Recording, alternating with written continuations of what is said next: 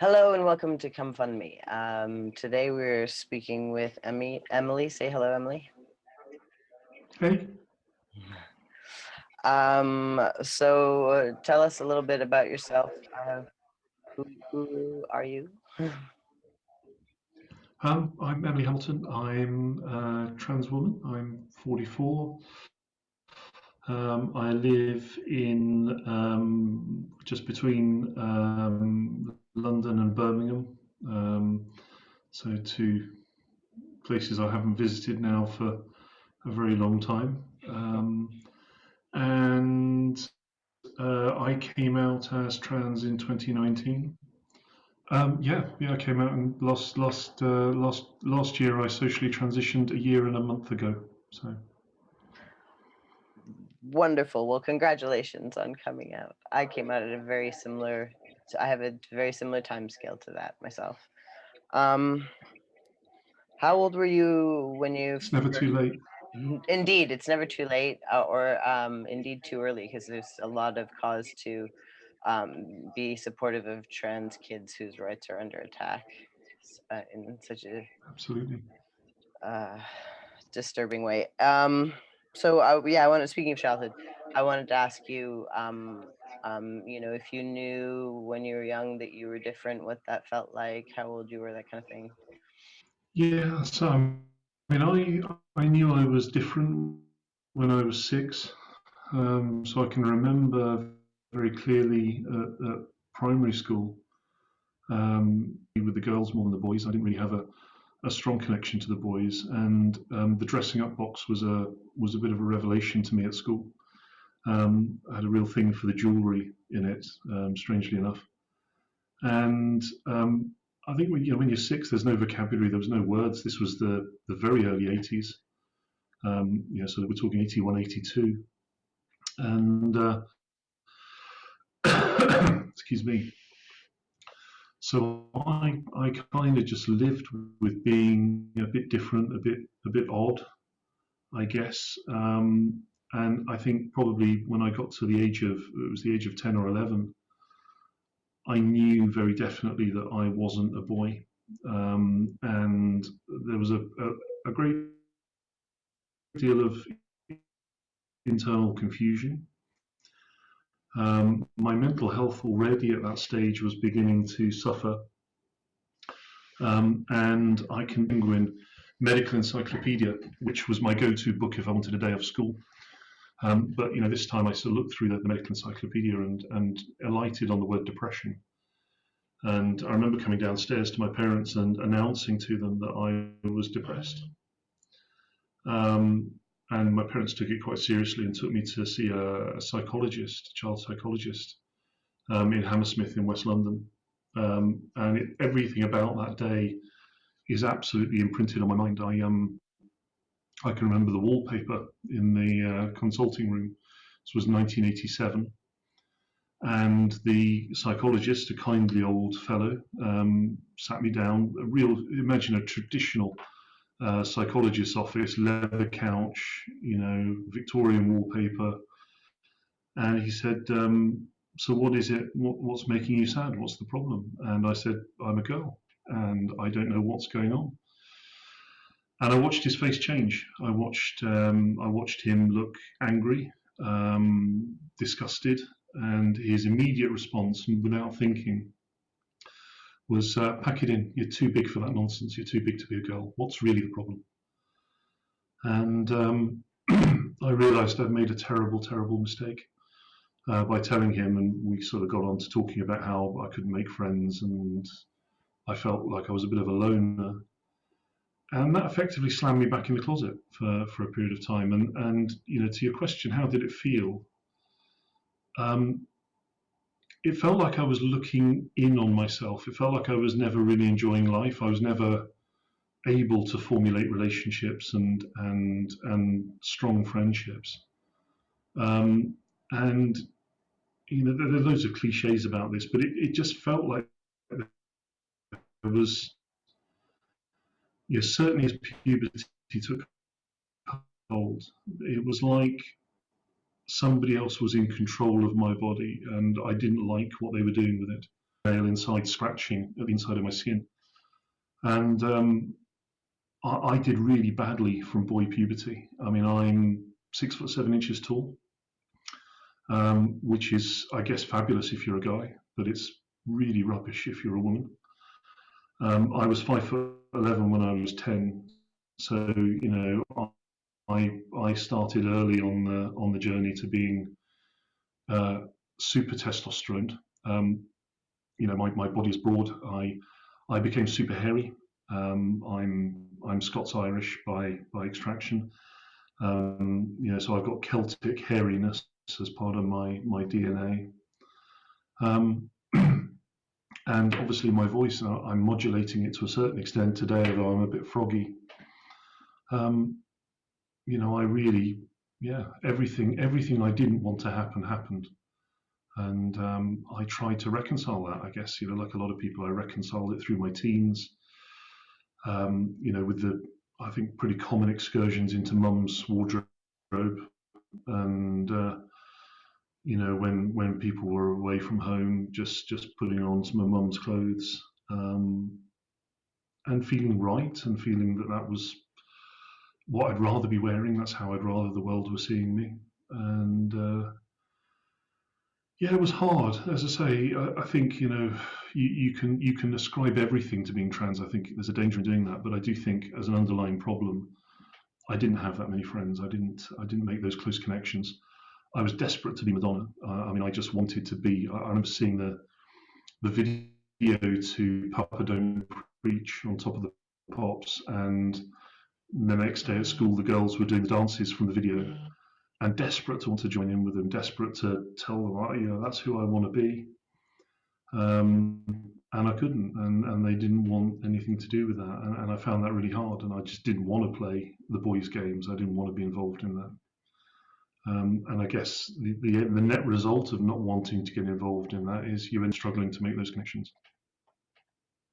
It's so true that even though you can't say all of life's problems are because of being trans, being trans affects so many different aspects of living. When you're being forced to constantly suppress that, it just it it changes everything else. And I dare say, I let out a whole other person from deep within, who was hidden, pushed down deep within. And it really really resonates with what you're saying. You're living a life. Yeah, absolutely. It's just tiring, Etienne. It's tiring to be somebody you're not all the time, and having to think, how would this person respond? How would a boy behave here? How would a boy do these things? How do you be a boy when you have no instinct to be a boy? It's really lonely and really tiring. Yes, it's exhausting, isn't it? I fancied myself an introvert, but I don't know anymore, because it's been COVID, really, so I can't tell. But yeah, it's exhausting. Now, those were the teenage years. When you left school, you wound up enlisting. Is that right? What motivated you to do that? Yeah, well, a bit of a mixed journey, really. So I did my A levels, and usual thing, I was applying for universities, and I applied for Oxford actually, and passed the entrance exam. Back in those days, they had an entrance exam which, if you passed that and you passed the interview, you didn't even have to bother turning up for your A levels, which I think was a big motivation for me, because I thought that would just get me off a whole year's worth of hard work. And so, against all odds, I kind of absolutely blitzed the entrance exam and got invited for an interview, and decided that the best preparation for an Oxford interview was to drink lots of brandy in the Mitre tavern before my interview, and messed it up. So it was the first and last time in my life I've not been successful at an interview. And it kind of left me thinking, what do I do? And I was in a strange position, because I was a year ahead at school. So I was cursed with the label of being a gifted child. Right. So I was a year ahead of my peers. So I had a sort of year in hand, and I thought that the army would be a good option. So I managed, and there were a couple of shall we say speed bumps on the road to my A levels, including coming off my brother's bicycle and landing face first the day before my A levels started, and having to sit my A levels with no front teeth. So yeah, I'd always had an intention to join the military. I was an air cadet. I loved the air cadets. There's a whole story about going to the air cadet hut on the weekends and wearing the women's uniform skirt when I was on my own, but that's another story. I was And an I air wanted to cadet be a too. pilot for the longest time. Now, well, it was a great time, I have to say, and I had some fun. Not all about being a trans kid is misery. You do find fun. Yeah. It's just you lack the foundation that everyone else has. But I wanted to be a pilot, and anyone who knows about pilots knows that they're not 6'7" tall. I got a glider license while I was in the Air Cadets and lost it within 2 days because I'd lied about my height on the medical, and I ended up Oh having cramp no. as I was gliding and nearly crashed the glider. Oh no. So I remember going to the RAF careers office and I said, "Yeah, I'd like to be a pilot." They said, "Not a chance. Why don't you join the RAF regiment?" And I said, "Well," I remember really arrogantly, I would have been sort of 15 and a half, 16, saying, "No, if I'm gonna wear green, I'll join the army." And so yeah, I got my A levels, joined the army, was commissioned as an army officer, and got the opportunity to do an in-service degree. So I did my degree while I was serving. So I went to King's College London, and took a degree in war studies, which was really interesting. But again, a lot of the old problems struck up. Difficulty in making good friendships, or I think I irritated everyone enough with my personality defects. And so it was always still there. It was still under the surface. But I tried to be a boy. I really did try to be a boy. I was playing really high level rugby at that stage. That was a thing. I played rugby from the age of 6. My dad was a rugby player, so rugby was our thing. Um, and again, you try not to ascribe too much meaning into these things. A lot of people say, "Oh, a lot of trans people join the military because it's a very masculine environment." I'm not entirely sure that's why I did it, but I really went for it. That was my thing. I wanted to be in the military for my life. I got injured and ended up being medically discharged and found my way into civilian life. So yeah, I'm again not ascribing too much into why I played rugby, why I joined the army, but there may have been an undercurrent there of really trying to kick the girl out of me, unsuccessfully, obviously. Well, as you're describing the limitations that your height um, puts on you, I'm wondering if there were forces that were sort of compelling you to do those sorts of things as well, that there'd be pressure from the outside to do those sorts of things because of your physique, thus pushing you into dysphoria. I'm sorry if this is a very sensitive Yeah, question. no, I mean it's interesting. I mean my parents were very anti me joining the military. Actually, I mean both sort of 60s kids, and they'd grown up through that era. So there wasn't really a great deal of pressure there. I think it all came from me. Um, in terms of my physique, I mean, there's always been an expectation of you're a strapping lad. All of the things that were meant as compliments, from whether it be from my dad or from other people, people would say things like, "Oh, that'll put hairs on your chest." It's like absolutely horrifying. That you do things which would do all these things to my body. Um, but those were seen as good things. Don't be a big girl's blouse. I remember those sort of very stereotypical responses, and I couldn't tell anyone. I couldn't say this is who I am. And I have talked to my mum particularly since I came out, and she's on a journey of trying to get her head around it. and she said to me quite early on after I came out to my parents, she said, "Well, I wish you told us. I wish we'd known." And I said, "Well, what would you have done? What would you have done in 1987 if I'd come out of that doctor's surgery and said, 'I'm a girl. I've told him I'm a girl, and he's not listening.' Do I feel confident that you would have sought genuine help for me, or would you have found a doctor to make sure that I wasn't a girl?" And I don't say that to blame mum and dad, but I think that's a reality. I think, when I look back, who were the role models? Who was out there as a trans person then? There wasn't anyone. I used to do a newspaper round, and the only time you saw trans people were either comedians. I used to love Monty Python, although John Cleese has rather spoiled that for me recently. But you look at Monty Python, it's just guys in drag for laughs. Or in the newspapers I was delivering, it was all sex stories. It was, former civil servant Derek is now Deirdre, and look at this stunning bombshell. And again, I had no connection. I didn't know how to describe myself. So I think, to be fair to sort of family, no, I don't think there was any expectation, but there was certainly a lot of gendered expectation in general terms that you're a big strapping lad, you should be doing more with these things. We want you to succeed. You've got a lot of physical presence, and I didn't really want to have a physical presence. I didn't really want to have those things. They're what I got.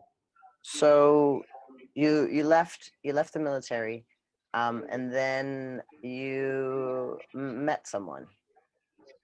Can you tell me about that? Yeah. So I had there was a period. So left the military, didn't really know what I was going to do. Ended up doing recruitment, of all things. I think a friend of mine said that there was big money in recruitment, which for somebody who hates doing sales, that was just a really stupid move. But I didn't have anything else lined up, and so I took this job. I can remember going out for drinks. Again, I really didn't fit in. I was a bit of a misfit with that group, and largely misfit because I hated the job. But I was in the Doggett's Coat and Badge. Yeah, sorry, the Doggett's Coat and Badge on Blackfriars Bridge. And yeah, that evening I was sitting with a work colleague who's a gay work colleague. He was a gay work colleague, and for whatever reason, I think alcohol had played its part. I decided to tell him who I was, and I said, I used the word transsexual at that stage because that was the term. This was just around 2000, 2001. And I said, I'm transsexual and I'm not sure what to do, thinking that as a gay man he would understand being closeted and all of the struggles. And he looked at me and he said, "Can I swear? Am I allowed to swear on your podcast?" Yep, please go ahead. Okay. And he said, "Why the fuck have you told me that? What the fuck are you telling me that for?" And again, that look of disgust I'd seen on the face of the psychologist back in '87 was there. And then he turned around, and our work colleagues were standing at the bar near the table, and he turned around and he said, "Do you know what this dirty bastard's just told me? He's a fucking tranny." And I can just remember almost feeling everything inside me leaving my body at that stage. I felt like my skin was too tight for my body. I got up and I ran out of the pub, and I ran across Blackfriars Bridge, and I climbed over the railing of Blackfriars Bridge, climbed onto the light gantry above Blackfriars Bridge, and I spent 3 hours sitting there contemplating jumping into the Thames before losing the will to do that, nearly falling in accidentally trying to climb back over because my legs had gone dead by that point, trying to climb back over the railing, and ended up walking back to my flat, never went back to the job. So I ended up getting a job after that where I met my now wife. And 2001, I got together in 2002. And I decided at that point I would put Emily away. And I had already decided I was Emily. I'd already chosen my name at that stage in that aborted coming out to that work colleague. I'd already created who I really was. In my head, that's who I was. I never uttered my name to anyone, but that's who I was. But I met my wife, and I decided that I had to put that away, and I needed to be a husband. I needed to be that person. I needed to be the person people perceived. And I was pretty successful for quite a while, if I'm honest. I managed to put all thoughts of being me out of my head. I had a nervous breakdown. I had some, I ended up leaving that job because for all sorts of external factors, I had to take a lot of time. But I rebuilt myself. I built myself back into my career. I'm a project and program professional. I then moved on to other jobs and was successful in those jobs. And really, Emily, as a hidden part of me, really stayed in the box for probably 10 years. Became a father. I have a wonderful daughter who's 12 this month. And I was doing really well at not being me, but then it all comes back. It, the itch inside starts to come back, and things don't feel right. And again, just the way I began to feel very much like I was playing a part, like I was acting, like I was not really this person that everyone thought I was. Um, and really, that's where the snatched, and you go through that cycle, which a lot of trans people do, of buying some clothes or some hair and things, and then getting frightened and throwing them in the dustbin. And I used to drive to lay-bys and put them into dustbins far away from home so they wouldn't be seen in the dustbin. And it's been, I guess there was that period where I really thought I could not be trans, but I was wrong. Did your wife ever discover that you had this secret? Well, she did in 2019. So I was very, very careful about concealing my my true self, and I carry a lot of regret. I wish I could have been honest. I think had I been honest, well, it's been made very clear we wouldn't have got together. We certainly wouldn't have got married. And there's part of me that I absolutely accept that, acknowledge that. My wife isn't a lesbian. She's not into women. Um, and there is a level of regret about not being able to be honest at that stage. Although it was, we met probably less than a year after my suicide attempt. So I really wasn't in a place to do that, and certainly I was desperately back in the closet at that stage. So yeah, we were on holiday in Belgium, and I'd gone out for the day with my daughter and my mother-in-law to a theme park. My wife wasn't feeling too good, so she stayed at home. And when I got back, there was obviously something very, very wrong. And she'd looked through my briefcase, which was in our bedroom, and she'd found an item of clothing that I'd forgotten was in there. And I came clean. I decided at that point in time, and my mental health had been suffering significant need to come out was at crisis point. So I told my wife the truth. I told her, yes, they were mine, and I felt better wearing clothes that matched who I was. The reaction was bad, and with respect to my wife, I'm not going to go into too much detail. But the reaction was bad, and the result of that was I got in my car. I know that part of Belgium very well. I drove to a place called the Robertville Dam, and again climbed over the railings, looking down a 300-meter dry drop. And I had my phone out, and I opened my internet browser to make sure that my life insurance policy would pay the mortgage, and was ready to go when an old university friend from America messaged me to ask how the holiday was going. And I don't know why I replied, but I did, and I basically said, I fucked my life up. Um, I can't do this anymore. And she talked me back over the railings, taught me back.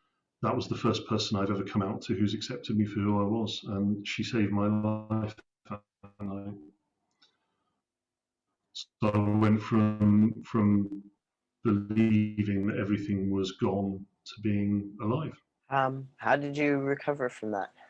I think I'm still recovering from that, if I'm honest. I mean, when I got back to the UK, I had to know if the rejection I'd felt there was going to be the universal message and the universal answer. So I came out to a work colleague who was immediately supporting rounds there and then. And I then went through a process literally of just coming out. It was a marathon process of coming out to different people at work, admitting who I was, eventually culminating coming out to my boss and to HR and saying, look, here's a thing.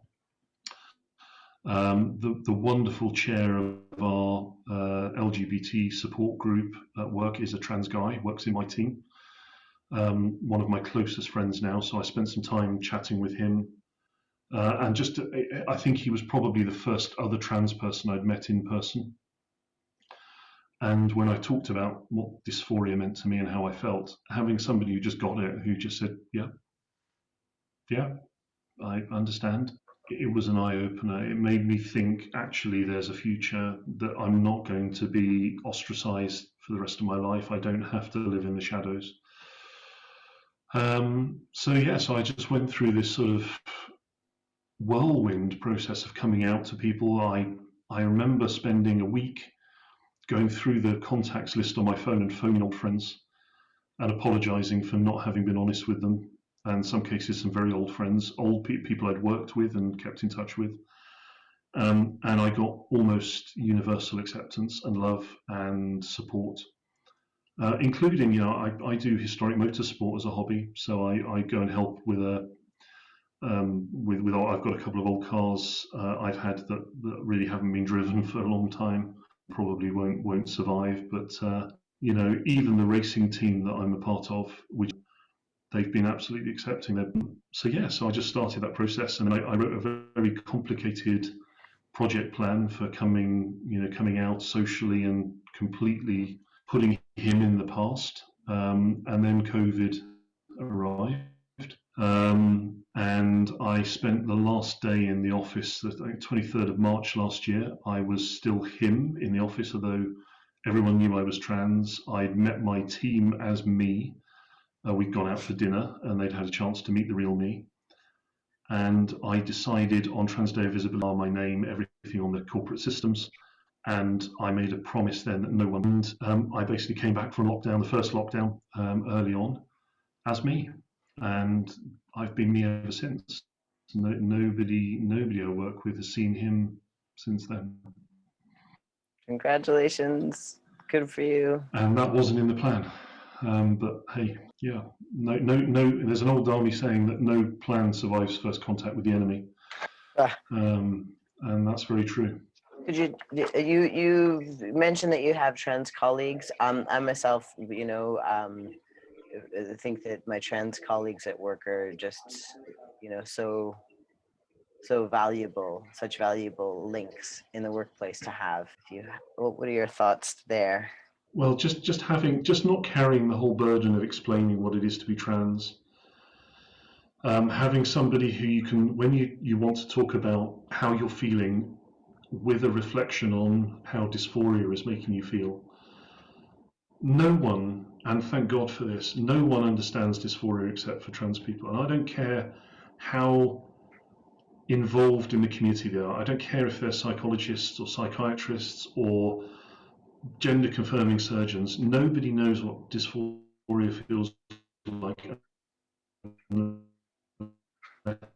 they are transgender and they are feeling it. So having somebody who gets that, it's worth more than gold. And I'm still seeing him. I'm still seeing a guy, and that's horrific. And just having somebody who can talk about, my friend Preston, who's the trans guy I work with, nobody would know Preston was trans, if he didn't make an effort to speak up for our community, he has, that awful expression, passing privilege, but he doesn't use that. And he tells me, I still see a girl there sometimes, and I'm flabbergasted.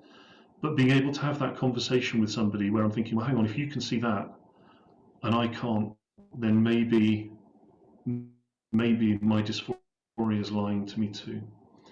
And just spreading the load. We try to do education. We try to help people to understand we are regular people, boring in some ways, doing a job, being family people, parenting children.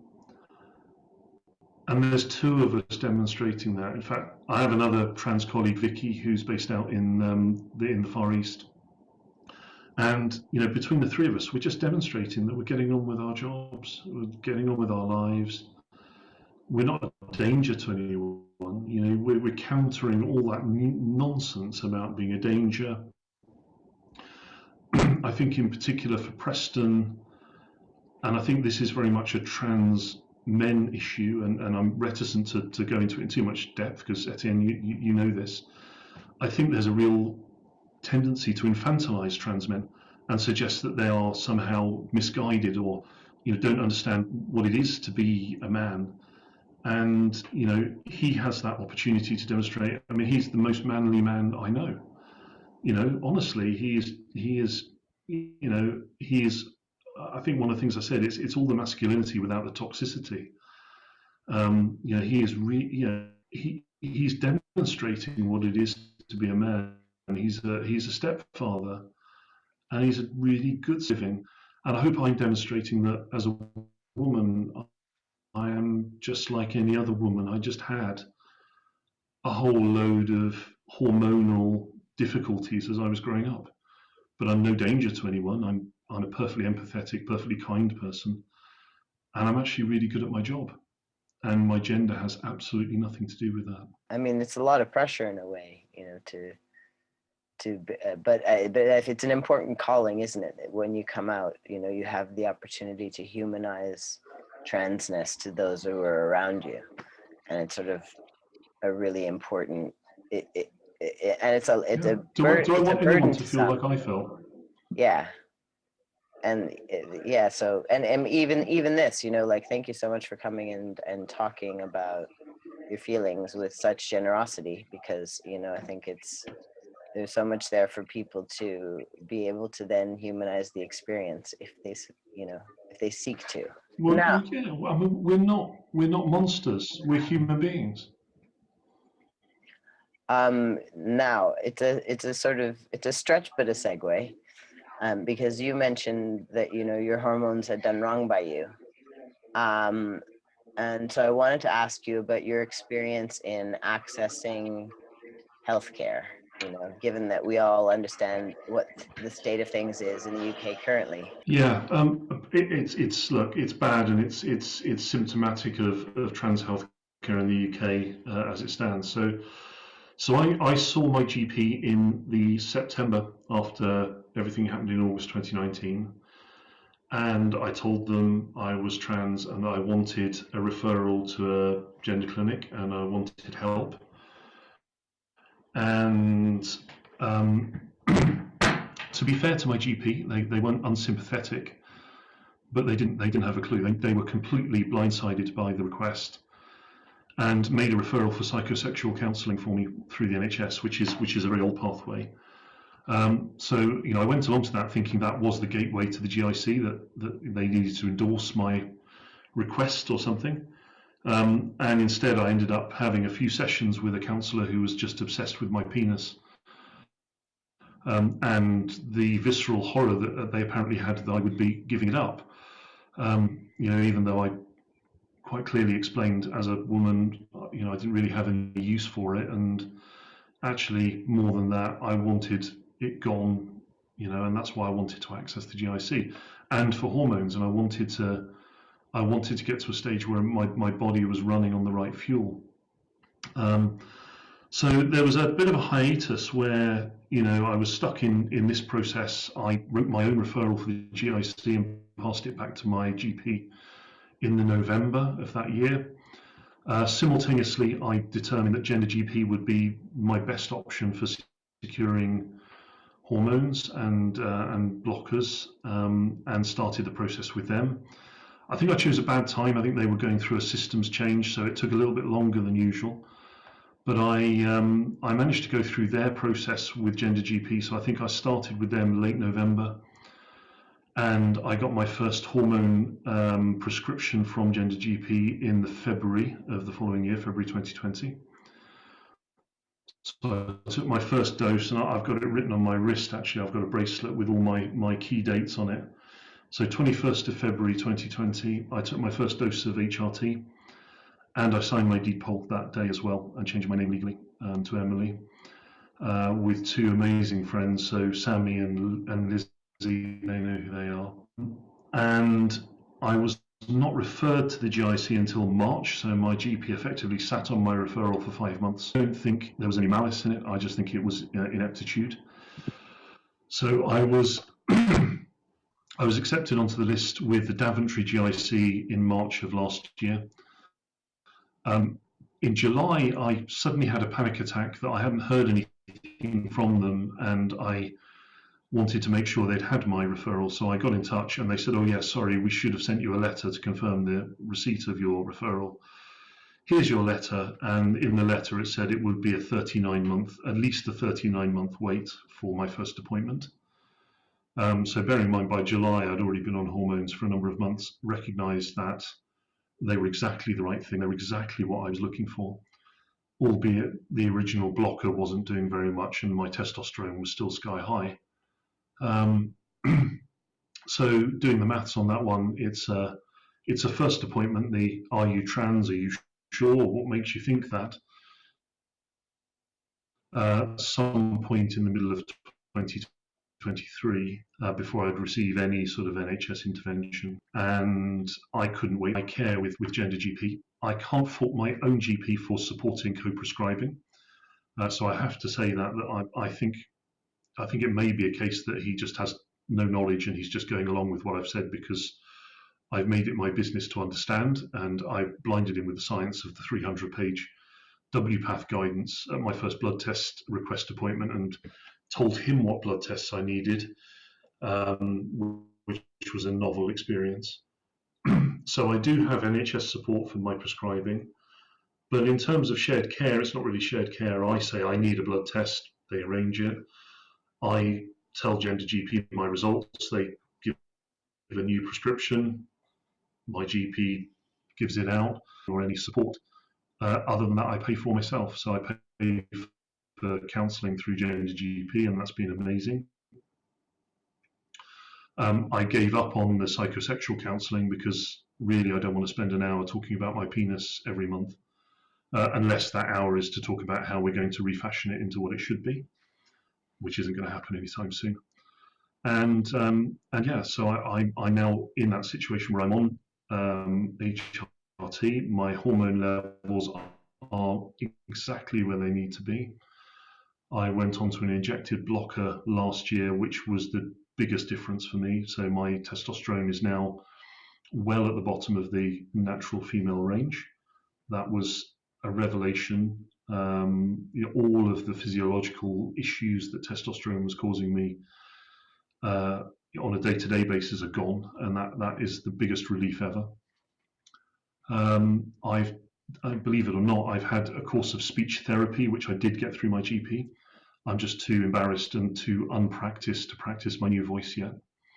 And this is a softer version of what I had before anyway. I'm now, looking at surgical pathways. So I did the maths on the surgical pathway with the GIC, assuming I get to see them in mid-2023 for my first appointment.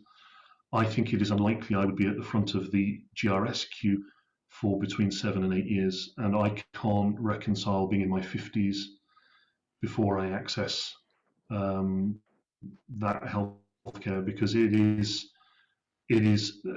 interesting how, and I drew something called my dysphoria pyramid, where I listed all the things that made me dysphoric and I ranked them. And That's changed over time. Body hair was massive, and I've had lots of laser, which I've had to pay for myself. That's really helped, and it's lowered it. Genital dysphoria started relatively mid-scale for me, but I found since being on hormones, since being my true self all the time, that's way to the top of the list. And it's horrendous. And the thought that I won't be able to do anything about that till I'm in my 50s, it just fills me with dread. Yeah, I understand this, both in terms of dysphoria morphing on hormones and reprioritizing to other places, and in terms of the concept of pushing up against my 50s before getting surgery not being a viable, livable option. Totally get that. So, in terms of then surgical options where you're paying for them yourself, you've set up a fundraiser. Can you tell us about that? Yeah, yeah. So I've set it up with some reluctance, if I'm honest, and I'm really embarrassed. I'm genuinely really embarrassed to be asking, but I've looked at the options, and I've looked at options both in terms of results and cost, and what it is I want to have, and I've alighted on wanting to go and have my surgery with Dr. Saporn in Thailand. So Dr. Saporn has his own methodology for GRS, which gives results than surgery I could expect to have in the UK. His surgical costs are significantly lower than those in the UK. In fact, half the cost in some cases of UK surgery. And I have started the process. I've started the inquiry process with Dr. Saporn's team. I will be able to have my surgical referral at the end of this year, and that's all down to a whole load of mess ups on private psychologist reports that I've had to pay for myself for my dysphoria diagnosis. So just the timescales have not aligned. But in reality, I'm not likely to be able to get to surgery much before the middle to end of next year anyway, and I'm kind of resolved to that. I can live with that. I've got a personal life, things are disintegrating there. I'm going to have to start again. But I'm estimating that the cost of GRS with Dr. Saporn, which will include a month in Thailand, you have to stay there for a month at least, and then obviously a recovery period afterwards. I'm not going to have much change from just over £20,000 to have that surgery completed, and it is just GRS because that's the biggest issue for me. There is one other surgery that I would be interested in, but I'm not even thinking about that at the moment because I don't think I can deal with managing that. But it's a lot of money, and the reality is I'm going to have to borrow money to do this and pay it back with interest over a long period of time because I'm starting again. So friends asked me, would you set up a crowdfunder? Would you let people help you? And I've steadfastly said no, I'm too embarrassed. I have a decent job, at the moment, and there's obviously no guarantees about that.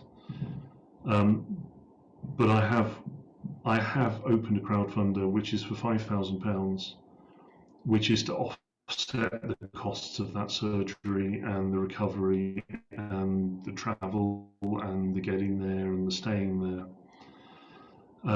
Because obviously if I can reduce the amount of money I have to borrow, the financial burden on me is reduced. So yes, I have a crowdfunder. Do you have a message for those who would donate and or share your story and your fundraiser? Well, thank you is the first message to anyone. I'm one of a lot of people who are trying to get through this process and trying to crowdfund, and I see these things come up all the time, and I donate to lots of them. I was looking through, I've given a lot of money over the last few years, and there is a bit of a money go round that's going on. All I can say is that if you are able to help me, it's going to make a massive difference to my life. It's going to make a massive difference to the quality of my life, and therefore the quality of what I can do with that life. I already try to do as much as I can for our community. I try to do as much as I can for my family. there is always a percentage I won't be able to do because I'm not whole, because I'm spending still a proportion of my brain power thinking about what's wrong with my body. And yes, you can borrow the money, you can move on. Yes, I can, but I'm swapping one prison for another prison. I'm swapping a prison of being stuck in the wrong body to a prison of longer term debt. And I do feel quite bitter that I pay a lot of money in tax. I pay for the NHS, and that's denied to me.